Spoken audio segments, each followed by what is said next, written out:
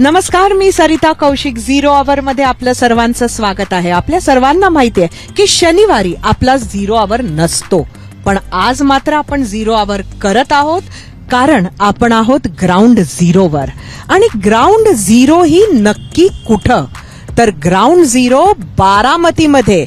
राज्याचं, देशाचं ज्या फाईटकडे लक्ष लागले तिथे नक्की सुनेत्रा पवार यांचा प्रचार कसा सुरू आहे हे बघायला आपण आज जात आहोत. जाऊया सर्वात आधी सुनेत्रा पवार यांच्या घरी. अर्थात मोदींची साथ.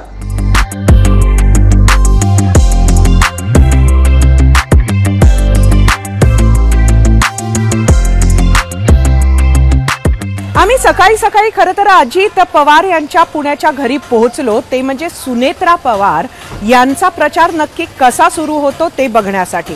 पण हजारोच्या संख्येमध्ये तिथे लोक उपस्थित होते अजित पवारांना भेटण्यासाठी. अजित पवार सुद्धा या लोकांच्या गराड्यात होते. कोणाला रागवतही होते, कुठल्या अधिकाऱ्याला फोनही करत होते, कोणाच्या अडचणीही समजून घेत होते, तर कुठला मार्ग सुद्धा काढत होते. त्याचबरोबर मतदान कसं करायचं हे सुद्धा लोकांना सांगत होते. या सगळ्या लोकांना बोलायचं होतं ते अजित पवारांशी, आणि त्यामुळे आम्हाला सुद्धा तो मोह आवरता आला नाही. प्रचार जोरदार सुरू आहे, आम्ही सातत्यानं बघतोय, फॉलो करतोय. आणि खरं तर सुरुवातीला थोडंसं अनेकांच्या मनात अनेक किंतु परंतु होते. आपण उमेदवार दिलात सुनेत्रा वहिनी तेव्हा, पण आता बराच बदल दिसतो आहे. त्यांचा प्रचार त्या ज्या पद्धतीनं सगळं हँडल करत आहेत ते बघतोय. तुम्हाला काही बदल वाटतोय का, म्हणजे आज एक राजकीय उमेदवार म्हणून सुनेत्रा पवारांना पाहताना? मला तसा कोणताही बदल वाटत नाही. त्याचं कारण असं आहे की मी 91 पासून खासदारकीला उभा राहणारा एक कार्यकर्ता आहे. आणि 91 पासून मी प्रचारामध्ये फिरत असताना 91ला मी नौका होतो, तेव्हा आम्ही सगळेच प्रचार करायचो. तेव्हा बारामती लोकसभा मतदारसंघामध्ये पिंपरी चिंचवड हवेलीचा भाग होता, बोरवेला मुळशीचा भाग नव्हता, खडकवासल्याचा भाग नव्हता. त्याच्याऐवजी शिरूर तालुका आमच्यामध्ये होता. असा तो बदल होता. परंतु त्यावेळेस बारामती तालुक्यापुरतं बोलायचं झालं तर माझ्या 7 विधानसभेच्या निवडणुका आणि 1 लोकसभेची निवडणूक, ह्या 8 निवडणुका सुनेत्रा पवार असतील किंवा माझे बारामतीचे जीवाभावाचे सहकारी असतील किंवा वडीलधारी असतील किंवा आमचे युथमध्ये काम करणारे कार्यकर्ते असतील, हे सगळेजण तिथलाच मतदारसंघ सांभाळायचे.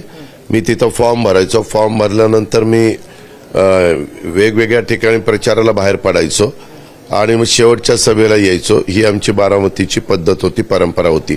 पण मी त्याच्या आधी काय करायचो, निवडणूक लागायच्या आधी साधारण 2 महिने परत आपल्याला बारामतीमध्ये प्रचाराच्या वेळेस फिरता येणार नाही म्हणून आधीच लोकांशी गाव भेट दौरा ज्याला आपण म्हणतो तसा करायचो. किंवा शहरामध्ये देखील वेगवेगळ्या बैठका, म्हणजे डॉक्टर मेडिको गिल्डचे डॉक्टर्सचे सगळ्यांचे एक बैठक, बार असोसिएशनचे आमच्या वकिलांची एक बैठक, व्यापाऱ्यांची एक बैठक, अशा आमच्या इथं वेगवेगळे काम करणारा वर्ग आहे आणि त्यांच्या प्रमुख म्हणून काही लोक काम करतात.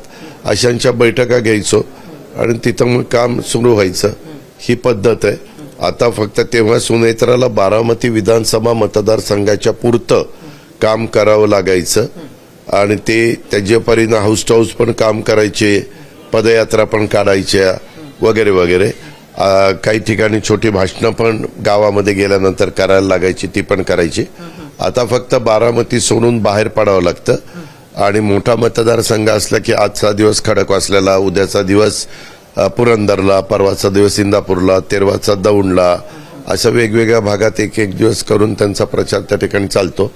पण खडकवासला लोकसभा विधानसभा मतदारसंघ 5.5 लाख मतदारांचा असल्यामुळं मोठा मतदार आहे आणि शहरातला मतदार आहे, त्याच्यावर तिथं थोडासा जास्त वेळ द्यावा लागतो. तुमचा कॉन्फिडन्स किती आहे त्यांच्या जिंकण्याला? मी ज्या वेळेस कुठल्याही निवडणुकीमध्ये उतरतो माझा कॉन्फिडन्स असतो, म्हणूनच मी निवडणुकीत उतरतो. मी निवडणुकीत हारण्याकरता उतरत नाही, जिंकण्याकरता उतरत असतो आणि मी काही लाखांनी जिंकणारच आहे.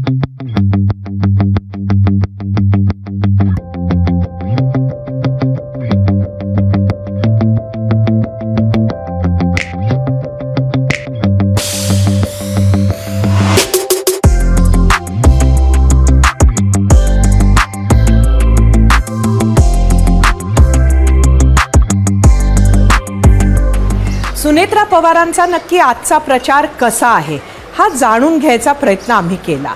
बघितलं तर आज त्यांचा टेम्पल रन आहे.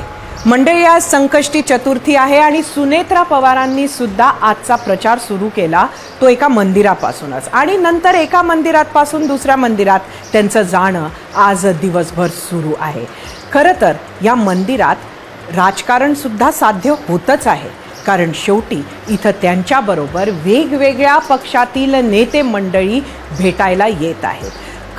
इंटरेस्टिंग आहे, महाराष्ट्रात जे राजकारण बदललं आहे ते दिसतं, कारण त्यांच्या बाजूला उभी असलेली जी मंडळी आहे त्यांच्या गळ्यातले जे दुपट्टे आहेत ते कोणाच्या गळ्यात घड्याळ तर कोणाच्या गळ्यात भाजपाचं कमळ, अशा वेगवेगळे दुपट्टे घेऊन, अगदी महायुतीचेच विशेष दुपट्टे घेऊन सुद्धा लोक मंदिरामध्ये त्यांना भेटायला येत आहेत. कुठं आरती, कुठे दर्शन, कुठे स्वागत, असं करत त्या वेगवेगळ्या मंदिरांमध्ये जात आहेत. आत्ता त्या आपण आहोत त्याच गणपती मंदिरात येणार आहेत आणि तिथेच आपण त्यांच्याशी बातचीत करूया.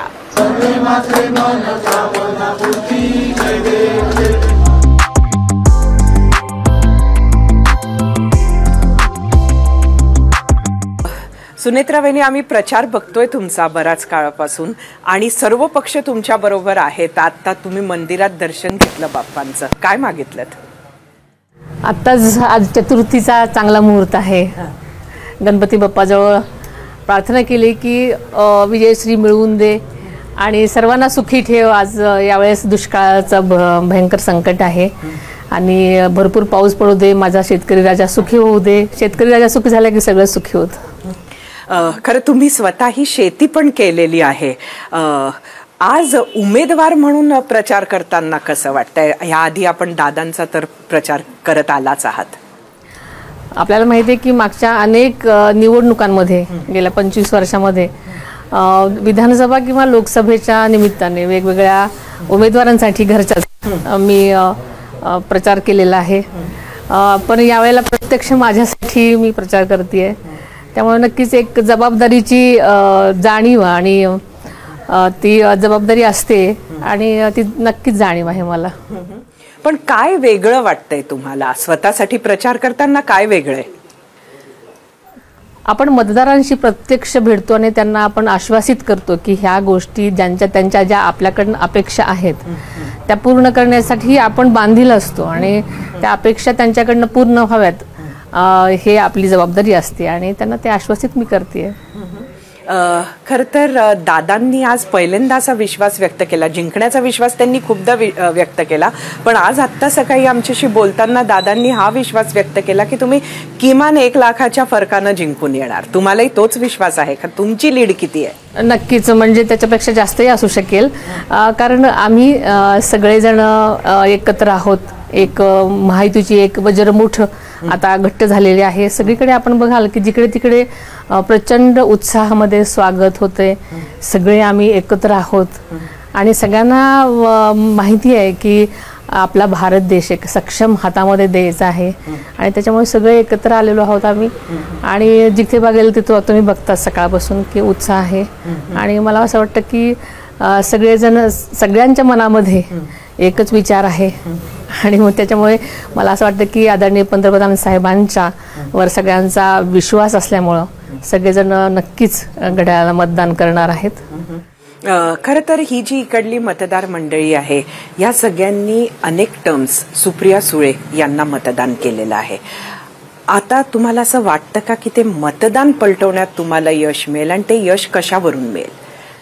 आपल्याला अलीकडे माहिती आहे की मतदार त्यांना माहिती आहे की विकासाच्या मुद्द्यावरती ज्या आणि घडामोडी झालेल्या आहेत मागच्या 10 वर्षामध्ये आदरणीय पंतप्रधान साहेबांनी ज्या आत्मविश्वासाने आपल्या भारत देशाला एक वेगळ्या स्थानावर पोचवलेलं आहे आणि सगळ्यांच्या ज्या जनकल्याणकारी योजना आहेत त्या तळागाळापर्यंत पोहोचवलेल्या आहेत. म्हणजे तळागाळातल्या व्यक्तींना सुद्धा अगदी पेन्शनधारी असेल त्याला सुद्धा एक विश्वास आहे की माझ्या खात्यामध्ये इतके रुपये येत आहेत. शेतकऱ्याला सुद्धा साध्या महिलेला कुठल्या ना कुठल्या योजनेचा फायदा झालेला आहे. एका गृहिणीला गॅस मिळाल्यामुळे तिथे तिला फायदा झालेला आहे. प्रत्येक घटकामध्ये ज्या जनकल्याणकारी योजना पोचलेल्या असल्यामुळे सगळ्यांच्या मनामध्ये एक आत्मविश्वास आहे की येणाऱ्या काळामध्ये मोदीसारखे सक्षमच व्यक्तिमत्व देशाला सुरक्षिततेकडे नेऊ शकतात, देश आपल्या सुरक्षित हातामध्ये जाऊ शकतो, हा आत्मविश्वास सगळ्यांमध्ये आहे.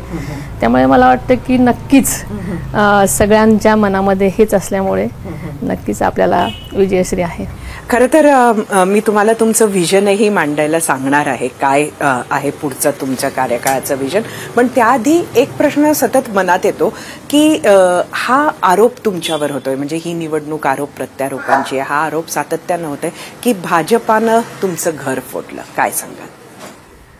आपल्याला सगळ्यांना माहिती आहे की आदरणीय दादा अनेक वर्ष राजकारणात आहेत आणि सगळेच आपण सज्ञान आहोत, सुशिक्षित आहोत, स्वतंत्र विचारसरणी प्रत्येकाची आहे. आणि सध्याच्या काळामध्ये आपण कुठे जायला पाहिजे, कुठे असायला पाहिजे सगळ्यालाच माहिती आहे. आणि म्हणूनच आपल्याला माहिती आहे की आज दादांनी घेतलेली भूमिका विकासाच्या मुद्द्यावरती आणि आदरणीय मोदी साहेबांच्या मार्गदर्शनाच्या खाली काम करण्याची त्यांची जी भूमिका आहे, त्यांना माहिती आहे की येणारा काळ हा आदरणीय मोदी साहेबांच्याच हातात दिला तर आपल्या देशाचा आणि देशाचं भलं होणार आहे. तर प्रत्येक ठिकाणी आपण हे सगळं बघतोय. पण परिवाराकडनं कुठंतरी तुम्हाला एकटं पाडण्यात आलं, ही भूमिका परिवाराची नाही, दादा एकटे पडलेत, त्याकडे तुम्ही कसं बघता? तुम्ही नेहमी परिवार एकत्र ठेवता आल्यात. माझं एकच म्हणणं आहे की मी सुरुवातीपासून सांगत आलेली आहे की माझीच मुळी निवडच जनतेने केलेली आहे. त्यामुळे मी जनतेलाच मी कुटुंब मानते.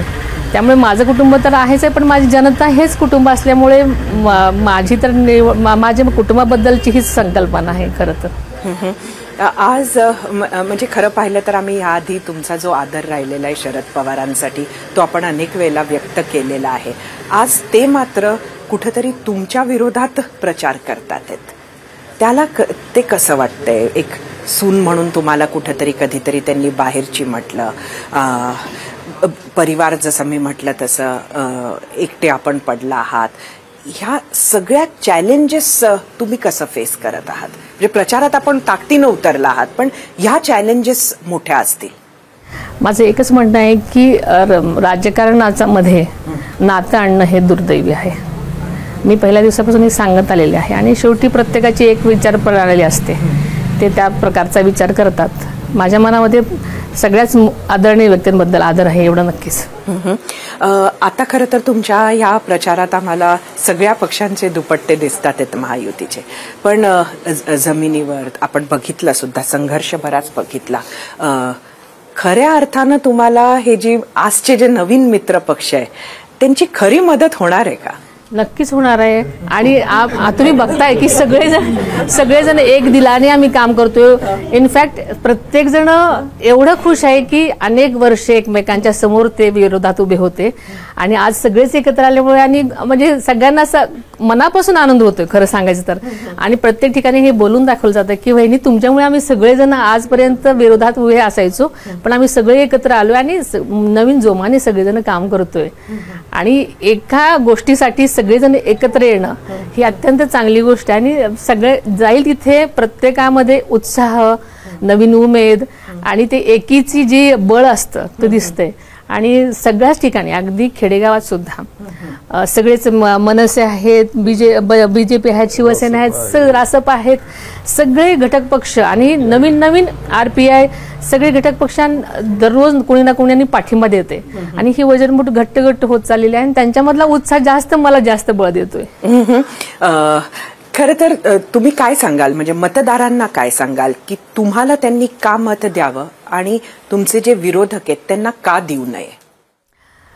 मी एवढंच सांगेन की हा बारामती मतदारसंघ हा समृद्ध मतदारसंघ आहे माझा. आपल्याला बघायला गेलं तर दौंड, इंदापूर, पुरंदर हा सगळा ड्राय एरिया साधारणतः बारामती. आणि मुळशी, वेल्हा हा अतिशय पावसाचा आणि अतिशय सुंदर एरिया. आणि काही खडकवासला आणि इतर ठिकाणी असं शहरी भाग जिथे नागरीकरण झालेलं आहे. आणि अनेक गोष्टींची असा वेगवेगळ्या भौगोलिक दृष्टीने समृद्ध असा मतदारसंघ आहे.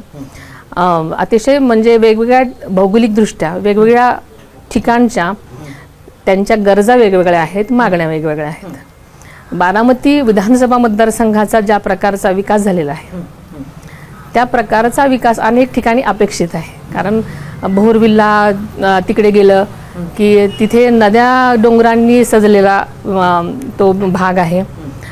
पण तिथे माझ्या तरुण मित्रांना, तरुण सगळ्या लोकांना हाताला नोकऱ्या नाही आहेत आणि त्यांची अपेक्षा आहे की तिथे नोकऱ्या मिळाल्या पाहिजेत किंवा नद्या, नाले आणि शेतीचा भूभाग असला तरी अनेक सौंदर्याने नटलेला तो भाग आहे. तर पर्यटनासारख्या अत्यंत चांगल्या गोष्टी तिथे होऊ शकतात. तर तिथे अजून दुर्लक्षित राहिलेल्या गोष्टी आहेत तर तिथे होऊ शकतात. तर त्या करण्यासाठी किंवा तशाच प्रकारच्या अनेक गोष्टी करण्यासाठी, महिला सक्षमीकरणासाठी, महिलांना जिथे ज्या शाश्वत गोष्टी आहेत त्यासाठी त्याचा उपयोग करून त्यांना काम आणि रोजगार मिळवून देण्यासाठी अनेक प्रयत्न करण्यासारख्या अनेक गोष्टी आहेत. आणि निश्चित याचा लोकांकडून अपेक्षा आहेत आणि त्या करण्यासाठी माझा नक्कीच प्रयत्न राहील. सुप्रिया सुळे ज्या इतकी वर्ष इथे होते त्यांना का मत देऊ नये या लोकांनी? 3दा निवडून दिले. कारण पुरंदरचं जे एअरपोर्ट आहे त्याचा अनेक वर्ष जे प्रलंबित आहे आणि ते होण्यानं अनेक माझ्या तरुणांना नोकऱ्या मिळू शकतात, नोकरीच्या संधी उपलब्ध होऊ शकतात. आता पुण्याजवळचा रिंग रोड आहे त्याही बाबतीमध्ये जर आपण पाठपुरावा केला तर अनेक लोकांना नोकरीच्या संधी मिळू शकतात. कामं पूर्ण करू शकल्या नाहीत असं आपलं म्हणणं आहे का, ज्यामुळे लोकांचं हित साध्य होईल? नाही, जिथे जाईल तिथे लोकांच्या ह्या अपेक्षा आहेत. लोकांचं म्हणणं आहे की ह्या व्हायला पाहिजे होत्या. कारण आज नागरीकरणामुळे, ट्रॅफिक किंवा पुलांच्या कामामुळे अनेक गोष्टी त्या अडचणी लोकांमध्ये आहेत. किंवा पाण्याचा प्रश्न तर आता दुष्काळ पण आहे, सगळीकडेच आहे. तर त्याचा पाठपुरावा करणं अपेक्षित असेल तर त्याच्यामुळे लोक म्हणतात की तिथे त्यांच्या मागण्या त्या प्रमाणात जास्तीच्या आहेत. तर तुम्हाला बदल होताना दिसतोय? तर बदल करणं ही जबाबदारी असणार आहे आणि ती नक्कीच करेन. आपण प्रचार करत असताना एकीकडे आपल्याबद्दल, आपल्या विरोधातही म्हणू शकतो एक प्रचार जो होतो त्यात परिवारातल्या एक ज्येष्ठ आत्यांनी मला वाटतं असं मधल्या काळात म्हटलं होतं की तुम्ही खूप चांगल्या सून आहात. पण सुप्रिया ही अत्यंत सुशिक्षित आणि उच्च शिक्षित अशा आहेत आणि त्यांचा जो अनुभव आहे संसदेतला त्याबद्दल त्या बोलल्या. तुम्ही स्वतःला त्यांच्याशी उमेदवार म्हणून कसं कम्पेअर करता? आणि घरची मंडळी जेव्हा अशा पद्धतीनं एक जो संकेत त्यांना द्यायचा होता तो हा होता की तुम्ही उमेदवारीच्या रिंगणात उतरू नका. मला गेल्या 25 वर्षापासून समाजकारणाची काम करण्यामध्ये मी आहे, समाजकारणामध्ये आहे. गेली 25 वर्ष गावातून मी माझ्या समाजकारणाला सुरुवात केली. म्हणजे ग्रामपंचायतीपासून जिल्हा परिषद विभागवार जे काही गोष्टी असतात त्या मी लोकसहभागातून माझं समाजकारण सुरू झालं. नंतर मी टेक्सटाईल पार्कची चेअरपर्सन असले म्हणजे त्या औद्योगिकरणामध्ये मी आहे. तिथे अनेक हजार महिलांना मी त्यांच्या सक्षमीकरणामध्ये माझा हातभार लागलेला आहे. मी विद्याप्रतिष्ठान या शैक्षणिक ह्याची विश्वस्त असल्यामुळे तिथे अनेक हजार विद्यार्थ्यांच्या आयुष्यामध्ये रंग भरण्याचं किंवा त्यांच्या आयुष्याला वळण देण्याचं मला संधी मिळाली. त्यामुळे मी विद्यापीठावर गेले. विद्यापीठात अनेक पॉलिसी ह्याच्यामध्ये माझा हातभार लागला. तिथे मला म्हणजे एक चांगलं मला जीवनगौरव पुरस्कारही मिळाला. तसं माझी एक NGO असल्यामुळे मी पर्यावरणावरही काम केलेलं आहे. त्यामुळे मी तळागाळापासून, बचत गटापासून, अंगणवाड्यापासून, आरोग्य सेविकांपासून सगळ्या थरामध्ये मी काम केलेलं आहे आजपर्यंत. आणि उद्योग क्षेत्रातही माझा अनुभव असल्यामुळे मला असं वाटतं की माझं काम हे लोक सहभागातून लोकसभेकडे जाणार आहे. त्याच्यामुळे मला असं वाटतं की मी संधी सगळ्यालाच जेव्हा मिळतील तेव्हा त्याचं लोक सहभागातून लोकसभेकडे.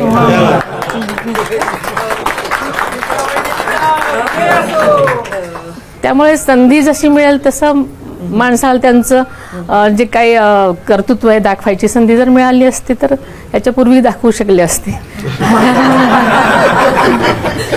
5 महत्वाची कामं आपण निवडून आलात तर काय करणार? प्रायोरिटीवर 5 कुठली कामं आहेत? प्रायोरिटीवरती माझा शेतकरी पहिला असणार आहे. कारण सगळीकडूनच सगळ्याच बाजूने शेतकरी नेहमीच पिचलेला असतो. पाण्याच्या अनेक समस्या आहेत, अनेक अल्पभूधारक आहेत आणि त्यांच्यासाठी ज्या काही गोष्टी करण्यास शक्य असणार, गरजेचं असणार ते करणार. आजचा तरुण म्हणजे प्रत्येक विधानसभा क्षेत्रामध्ये मी गेल्यानंतर तिथे नोकरीच्या संधीसाठी खूप त्यांची मागणी मला दिसलेली आहे. त्यासाठी तरुणांच्या नोकरीचा विषय हा मोठा विषय आहे. महिलांचं सक्षमीकरण किंवा महिलांच्या सुद्धा हाताला काम म्हणजे जिथे असेल तिथे काम.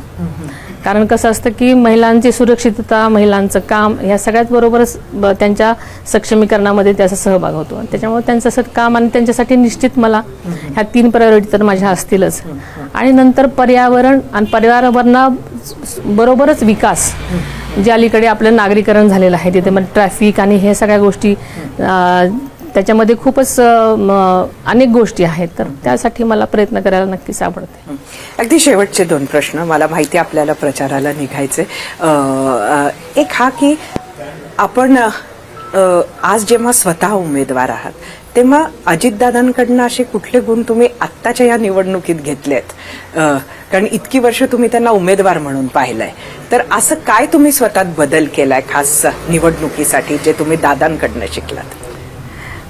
त्यांच्या म्हणजे वेळेचं त्यांचं जे गणित आहे ते मी म्हणजे जास्तीत जास्त म्हणजे आत्मसात करायचा प्रयत्न करते, शिकते ते. आणि लोकांशी कनेक्ट राहण्याचा जो त्यांचा गुण आहे तो एक मी जास्त म्हणजे शिकण्याचा प्रयत्न करते.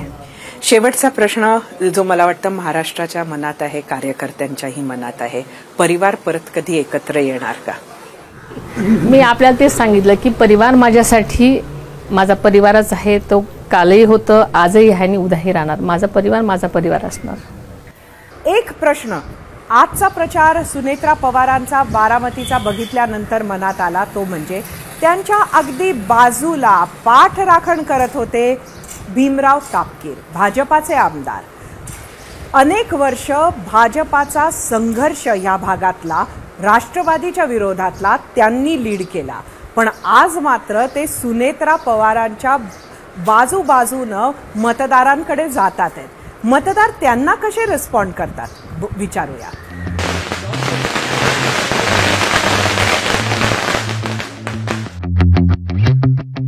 सुनेत्रा नहीं, तुम आगे बढ़ो, हम तुम्हारे साथ हैं.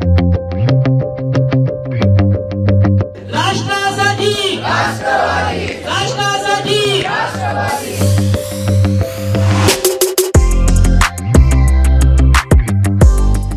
घड्याळाला साथ अर्थात विकासाला साथ.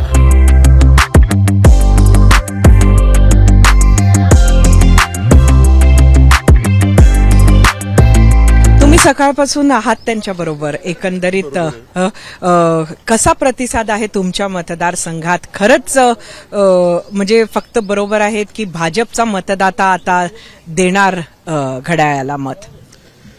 खरं तर सुनेत्रा वहिनी या बारामती लोकसभेच्या उमेदवार ज्यावेळेस त्यांचं नाव जाहीर झालं, मनापासून आम्हा सर्वांना आनंद झाला की आम्ही प्रयत्न करायचो बारामती लोकसभा जिंकण्यासाठी. भारतीय जनता पार्टी प्रामाणिकपणाने प्रयत्न करत असायची.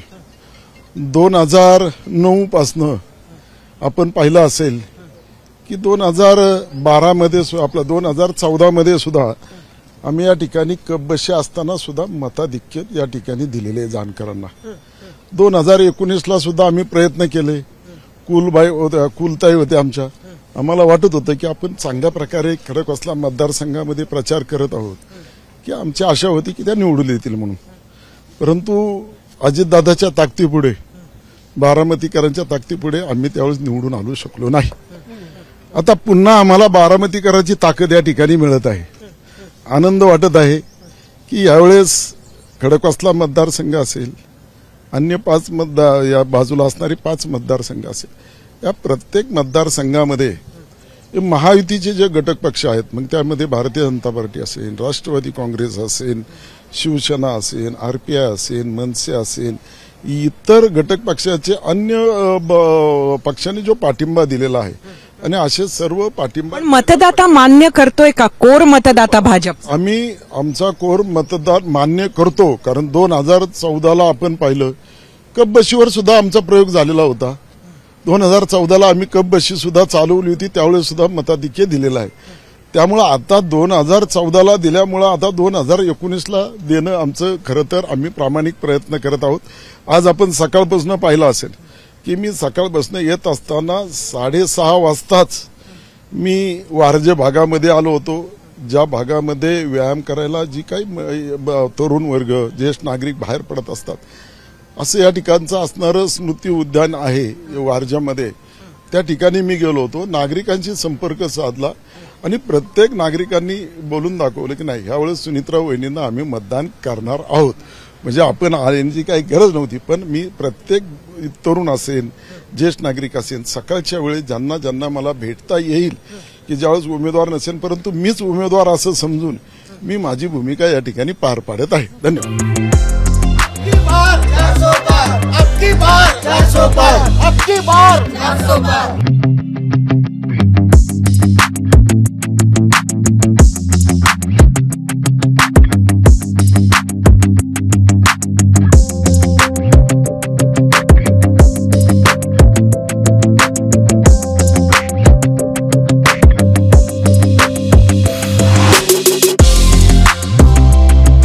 आश्चर्य नाहीये, वेगवेगळे पक्ष खरं तर इथे आपल्याला उपस्थित दिसतात आहेत. राष्ट्रवादी काँग्रेस असणारच आहे, पण महाराष्ट्र नवनिर्माण सेनेचे झेंडे सुद्धा इथे दिसतात आहेत. अगदी थोड्या वेळ आधी भारतीय जनता पक्षाच्या मंडळींनी सुद्धा स्वागत केलं सुनेत्रा पवारांचं. कसा प्रतिसाद मिळतोय? चांगला प्रतिसाद आहे. हा सगळा भाजपचा बालेकिल्ला आहे.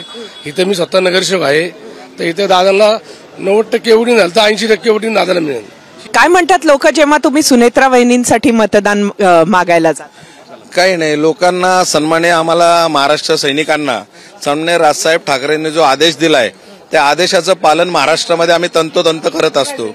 ज्या वेळेला सन्मान्य राजसाहेब ठाकरे कुठून आदेश देतात शिवतीर्थावरून, त्यावेळेला आमच्या महाराष्ट्र तुम्ही नक्की काय करता? कसा प्रचार? आम्ही आता सुनेत्राताईंचा आम्ही प्रचार करतोय आणि आम्ही त्या पलीकडच्या साईडला मुरली अण्णा मोहोळ यांचा प्रचार, संपूर्ण महाराष्ट्रामध्ये महाराष्ट्र नवनिर्माण सेना महायुतीच्या उमेदवाराचा प्रचार करते. घड्याळाला मत म्हणजे मोदीला मत असा आमचा प्रचार चालू आहे.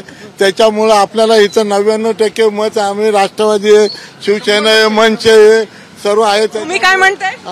100% मतदान मिळणार. तुम्ही 99 ते 100% महायुतीचे उमेदवार निवडून येतील. समोरच्या व्यक्तीला तर आहे ना, इथे पोलिंग एजंट भेटाय ना. सुप्रिया ताई इथं आता या आधी इतकेदार खासदार राहिलेले आहेत, नवीन आहे उमेदवार, तुम्हाला काय प्रतिसाद मिळतो? मला ही नक्की खात्री आहे की सुनेत्राताई ह्या अगदी. तुम्हाला लोकांचा काय प्रतिसाद मिळतो? अतिशय चांगला मिळतो. महिलांचा रिस्पॉन्स तुम्हाला कोणाकडे जास्ती वाटतो तुम्ही जेव्हा जाता भेटता तेव्हा? तसं बघायला गेलं तर सुप्रिया सुळेंना मागच्या वेळेस भरपूर प्रतिसाद मिळाला, त्याचप्रमाणे आता नवीन आलेल्या सुनेत्राताई पवार यांना आमच्याकडून पण भरपूर प्रतिसाद मिळतोय. सुनेत्राताईंना संधी द्यायला पाहिजे, संधी नसेल तर कर्तृत्वाला काय किंमत आहे मग. त्यामुळे एकदा संधी दिली पाहिजे आणि मोदींना सगळ्यांचाच पाठिंबा आहे. अबकी बार सुनेत्रा पवार, अबकी बार मोदी सरकार. खरं तर सुनेत्रा वहिनींचा प्रचार आपण बघतो आहोत, पण हे सातत्यानं ऐकलं आणि अजित पवारांनी सुद्धा सांगितलं की त्यांचा प्रचार कार्यकर्त्यांसह सुनेत्रा वहिनी मॅनेज करायच्या. मग सुनेत्रा वहिनींचा प्रचार नक्की कोण मॅनेज करतं हा प्रश्न त्यांना विचारला पाहिजे.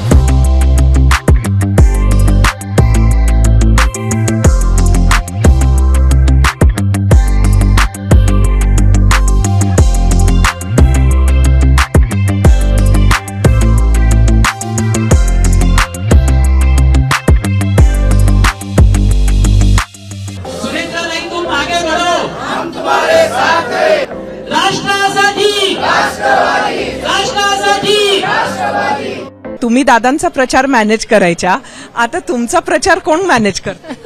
आपल्याला सगळ्यांना माहिती आहे की दादा आणि सगळे त्यांचे कार्यकर्ते आणि सगळेच पक्षातले कार्यकर्ते प्रचार करतायत खूप चांगल्या प्रकारे.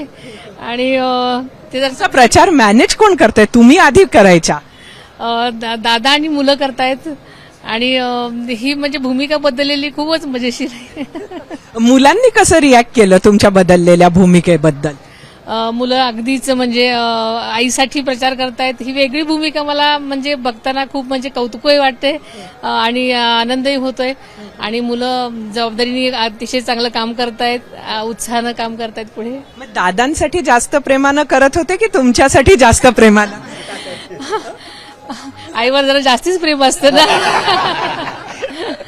सुनेत्रा पवारांचा प्रचार कव्हर करता करता फॉलो करता करता आम्हाला हे झाड दिसलं आणि आम्ही सावली गाठली. तापमान प्रचंड आहे, बारामतीमध्ये प्रचंड ऊन आहे.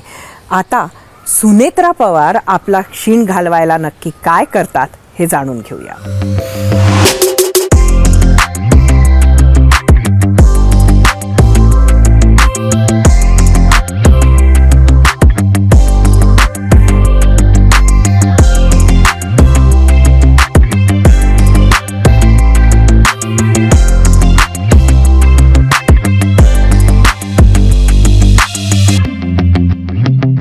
आता गाईच्या गोठ्यात गेलात, खरं तर तुम्हाला सुद्धा अनुभव आहे डेअरीचा.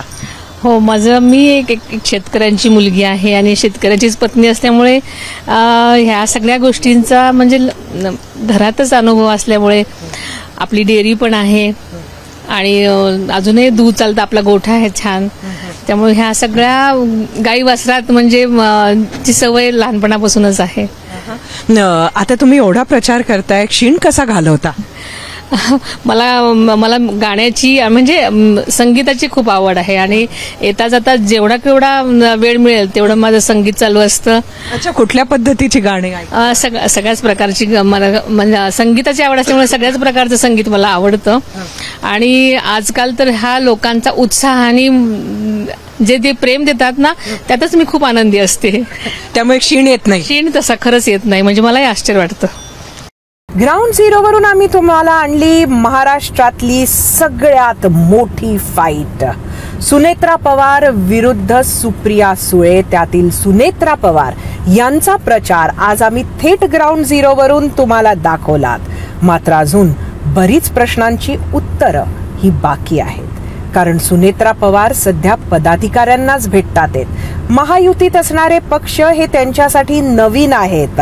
याआधी त्यांनी अजित पवारांचा प्रचार सांभाळला असेल, पण आता ही नवीन पक्ष, नवीन पदाधिकारी, नवीन कार्यकर्ते त्यांच्याबरोबर जोडल्या गेली आहेत.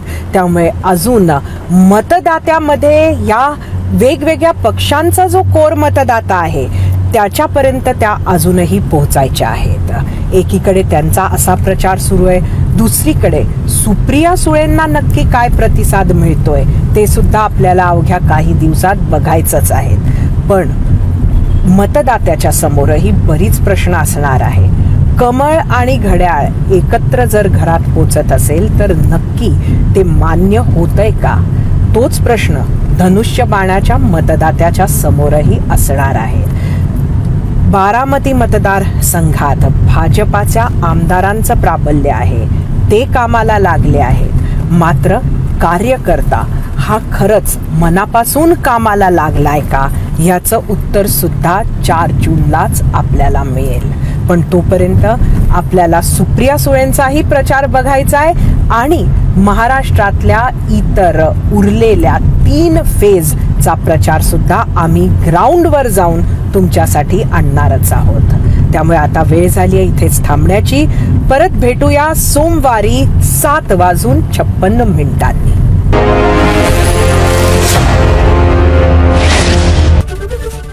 एबीपी माझा, उघडा डोळे बघा नीट.